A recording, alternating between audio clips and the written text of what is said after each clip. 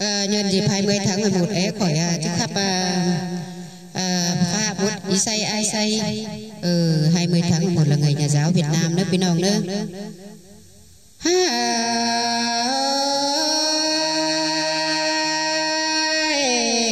bà cằn bên say bỏ sòn mố lan không nói nên chẳng ba chờ bơ hỏi in mang bàn mẹ em sườn tên nàn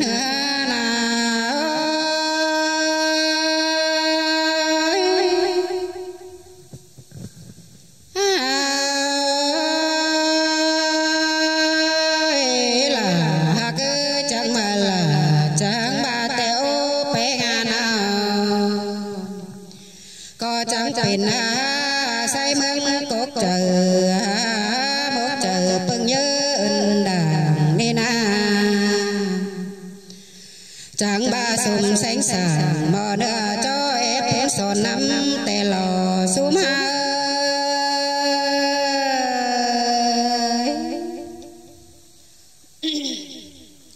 chẳng ba tâm ở nhà say phun sòn bó hậu na bé ngà bà tôi phép chầu đoạt đi bằng mở là mương tè lò số mà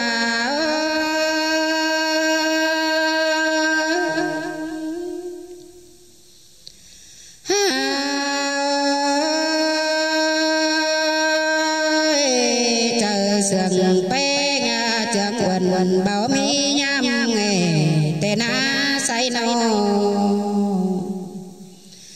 hình to có mơ về tìm sự khăn bằng chữ mi qua đời để say ơi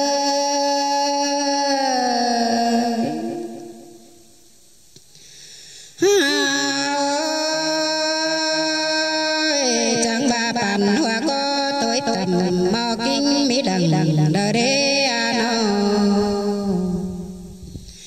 anh này là quá ơn chứ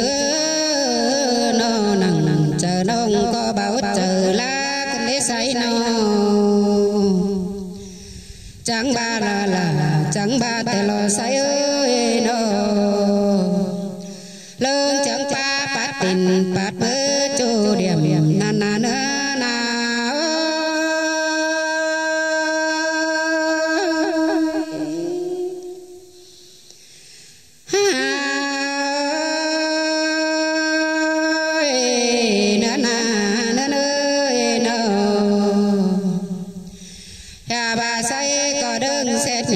chủ nông ép kéo trùng đưa năn đò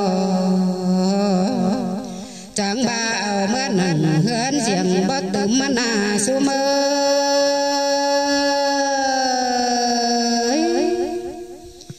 anh này là qua nào con đời chờ yếu nồng dầm bay có đông chờ má tè lò uy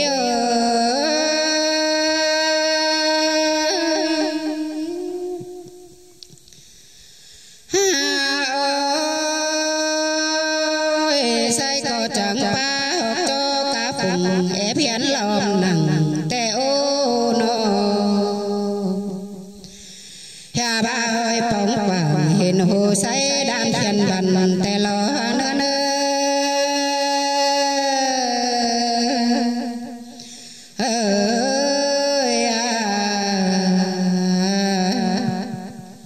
anh ba bàn toán ba để cầu thuộc ban phương bông tè lò là quê ơi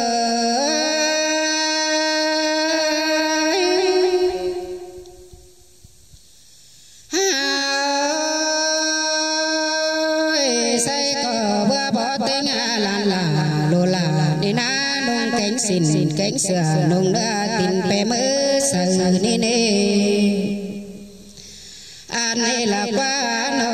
chờ bè người ba chùa côn ép ầu làm đế ta nà mở nê say ơi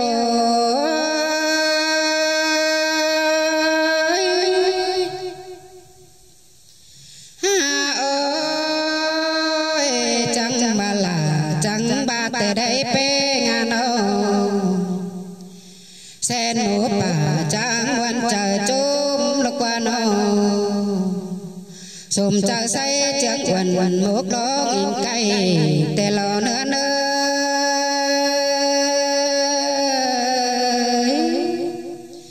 chẳng ba xùm đắng đầy băng nhau ngã lửa cướp quám sừng tê nê